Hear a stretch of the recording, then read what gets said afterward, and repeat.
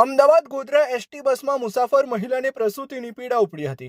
બસમાં સવાર મુસાફરો સાથે ST bus Godhra civil hospital ખાતે લાવવામાં આવી હતી.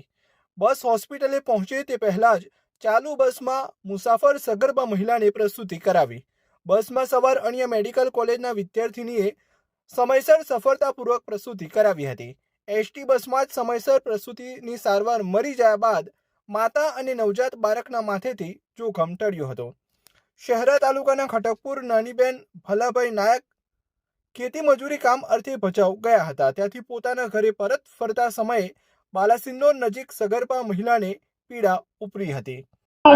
અમદાવાદથી ગોધરા આવી રહી હતી બસમાં કે મહિલાને એકાએક દુખાવો પડતા બસમાં ડિલિવરી થઈ ગયેલી છે.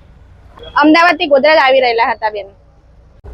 આ બસ અમદાવાદથી ગોધરા જઈ રહી હતી અને છેલ્લા અડધો કલાકથી બેનને બહુ જ દુખાવો ઉપડી રહ્યો હતો. અમે બાલાસિનોરથી આગળ આવ્યા અને એમની પાણી છૂટી ગયું ને અચાનક જ ડિલિવરી એમની થઈ ગઈ હતી અને અહીંયા સિવિલ ગોધરા અમે અત્યારે ખાતે એમને લાવ્યા છે.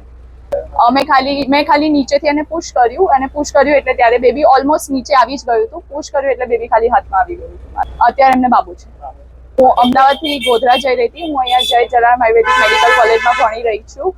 હું 2 દિવસની રજા લઈને મારા ઘરેથી પાછી આવી રહી હતી અને મેં એક હોસ્પિટલમાં કામ કરેલું છે, ગાયનેકની હોસ્પિટલમાં. એટલે મારો અનુભવ એ હતો કે કઈ ઇમરજન્સી સિચ્યુએશન આપણે કઈ રીતે કામ કરવું એ મને અત્યારે કામ લાગ્યું અને પેનિક થયા વગર આપણે કઈ રીતે આગળ વધવું.